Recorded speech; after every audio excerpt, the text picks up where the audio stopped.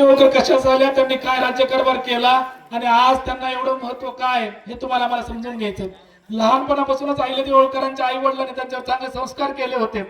अहिल्यादेवींना वेगवेगळ्या प्रकारचं शिक्षण दिलं, चांगले संस्कार दिले.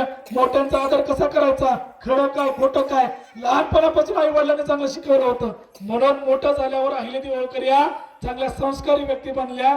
म्हणून मला सांगायचं की अहिल्यादेवी होळकरांचा इथं आज आपण जयंती साजरी करतोय तर एक सगळ्यात मोठा आदर्श आपल्याला घेऊन जायचा आहे की आपल्या घरातल्या येणाऱ्या पिढींवर चांगले संस्कार करायचे आहेत, त्यांना मोबाईल कमी पाहायला लावायचा, त्यांच्यावर शिक्षणाचे संस्कार द्यायचे आहेत. हेच खरे अहिल्यादेवी होळकरांचे विचार आहेत, हेच संस्कार आहेत, हे मला तुम्हाला या ठिकाणी समजून सांगायचं. ही जी अहिल्या चौंडी या गावातला जन्म झाला होता. आज अहिल्यानगर जिल्ह्यामध्ये चौंडी गाव आहे, पूर्वी ते आमच्या बीड जिल्ह्यामध्ये होतं.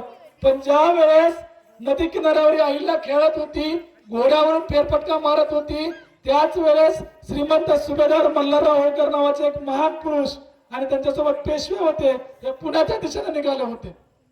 मल्हारराव होळकर हे अहिल्यादेवी होळकरांचे सासरे होते. खंडेराव होळकर त्यांच्या नवऱ्याचं नाव होतं. मालेराव होळकर त्यांच्या मुलाचं नाव होतं. यशवंतराव होळकर त्यांचे पुतणे होते. तुकोजीराव होळकर त्यांचे चुलत सासरे होते. गौतमाबाई होळकर त्यांच्या सासूचं नाव होतं. आमच्या धनगर समाजाला अजून आमचा इतिहास माहित नाही. आम्ही जेव्हा त्यांना विचारतो मल्हारराव होळकर नेमके कोण होते अहिल्यादेवींचे, कुणी म्हणते सासरे होते, कुणी म्हणते नवरा होता, अजूनही त्यांना माहित नाही. म्हणून सुरुवातीला त्या गोष्टी सांगतोय. हे मल्हारराव होळकर ज्यांचं नाव जरी ऐकलं तरी गावाच्या गावा ओस पडायची. जर पैठणला मल्हारराव होळकर आलेत असं जर कुणी म्हणलं आणि जर हिंगणी गावामध्ये जर शत्रू असतील तर परत सुटायचे, जिकडे वाट मिळेल तिकडं. एवढी दहशत मल्हारराव होळकरांच्या देशामध्ये होती. दिल्लीचा बादशाह कोण असावा, या देशाचे प्रधानमंत्री कोण असावेत हे ठरवणारी ताकद मल्हारराव होळकरांची होती. या देशातलं सगळ्यात मोठं श्रीमंत संस्थान म्हणजे होळकर संस्थान आहे. हे होळकर संस्थान स्थापन करणारे, निर्माण करणारे मल्हारराव होळकर होते. त्यांच्या घरी काही नव्हतं. सामान्य मेंढपाळाच्या कुटुंबात जन्मलेल्या मल्हारराव होळकरांनी मेंढ्या राखत राखत काठी घेतली आणि हीच काठी बाजूला ठेवून हातामध्ये तलवार घेतली आणि संपूर्ण भारत देशामध्ये हे होळकरांचं साम्राज्य स्थापन केलं. हे मल्हारराव होळकर पुण्याच्या दिशेने चाललेत. त्यांनी बघितलं एक मुलगी घोड्यावर फेरफटका मारते. आश्चर्य वाटलं, मुलीचं वय लहान आहे, एवढ्या लहान वयामध्ये घोड्यावरून ही फेरफटका मारते. आश्चर्य वाटलं मल्हाररावांना. त्यांनी त्या मुलीकडे गेले. त्यांच्या मैत्रिणी काय होत्या सर्वांना विचारलं तुमचं नाव काय, तुम्ही कुणाच्या मुली आहात, आम्हाला प्यायला पाणी मिळेल काय. बघा लहानपणापासूनच अहिल्यादेवी होळकर किती ग्रेट होत्या, किती संस्कारी होत्या, किती योग्य मार्गदर्शन त्यांच्या आई वडिलांनी केलं होतं हे सांगतोय मी. मल्हाररावांनी ज्यावेळेस विचारलं अहिल्यादेवी होळकरांना की मला प्यायला पाणी मिळेल काय, त्यावेळेस अहिल्या त्यांना म्हणू लागली तुम्ही आमच्या गावातले दिसत नाहीत, तुम्ही आमच्या गावातले पाहुणे दिसतायत, तुम्हाला प्यायला पाणीच नाही तर पोटभर जेवण मिळेल आणि तुमच्या वाटेनं सुखरूप धाडलं जाईल, हे आमच्या गावचे संस्कार आहेत. असं कोण म्हणते, 8 वर्षाची पोरगी म्हणते की तुम्हाला फक्त पाणीच नाही तर पोटभर जेवावं लागेल आमच्या घरी आणि परत तुमच्या वाटेनं सुखरूप जावं लागेल. अरे ज्या मल्हारराव होळकरांना देशभरामध्ये लोक घाबरायचे, ज्यांचं नाव पूर्ण संबंध देशामध्ये होतं, ते मल्हारराव होळकर आश्चर्यचकित झाले. त्यांना वाटलं एवढ्या लहान वयामध्ये एवढे चांगले संस्कार या मुलीच्या डोक्यामध्ये कसं काय आले. माहिती घ्यावी लागेल ही मुलगी कुणाची आहे, ही मुलगी कुणाची आहे. मल्हारराव होळकर त्या अहिल्याच्या घरी गेले, त्यांच्या आई वडिलांना भेटले, नतमस्तक झाला, पाहुणचार झाला, जेवण झालं. त्याच वेळेस मल्हारराव होळकरांनी ठरवलं की माझा एकुलता एक मुलगा आहे खंडेराव होळकर, याच्यासाठी अहिल्या बायको म्हणून, माझे सून म्हणून योग्य व्यक्ती आहे, आपण मागणी घातली पाहिजे. आणि मग अहिल्याच्या आई वडिलांकडे मल्हाररावांनी मागणी घातली, तुमची मुलगी आमच्या मुलाला द्याल का, सून म्हणून मी तिचा स्वीकार करायला तयार आहे. आणि मग नंतर पुण्यामध्ये खंडेराव होळकरांचा अहिल्यादेवी होळकरांचा विवाह झाला. या विवाह सोहळ्याला छत्रपतींचे वारसदार तत्कालीन शाहू महाराज उपस्थित होते, देशातले अनेक राजे महाराज उपस्थित होते.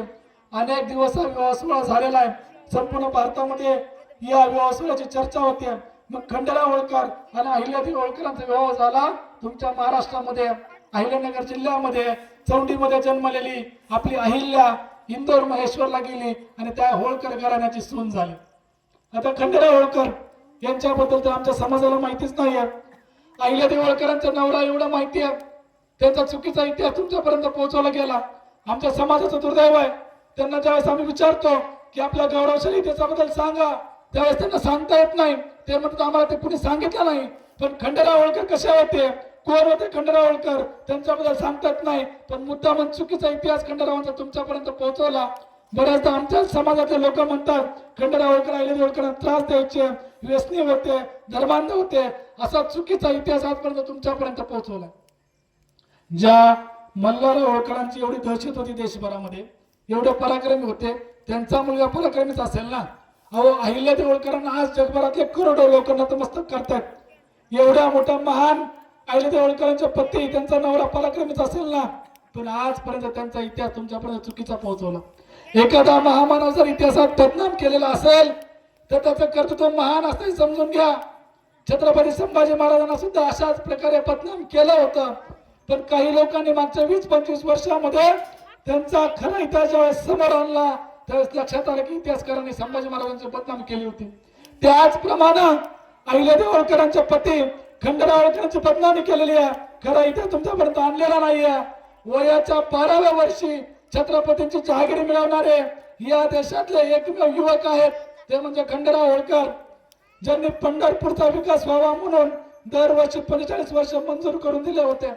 45 रुपये पंढरपूरमध्ये नैवेद्याची व्यवस्था व्हावी, विकास कामं व्हावे, दिवाबत्ती व्हावी. तुम्ही म्हणताल आता 45 रुपयाने काय होत आहे? आज सोनं कसं किलो, कसं रुपये तो आहे? 2 लाख रुपये लागला की नाही सोनं घ्यायला? ज्या काळामध्ये 1 रुपयाला 4 तोळे सोनं यायचं, 1 रुपयाला किती? 4 तोळे. त्या काळात 45 रुपये फक्त पंढरपूरच्या विकास कामासाठी खंडेराव होळकरांनी मंजूर करून ठेवलेले आहेत.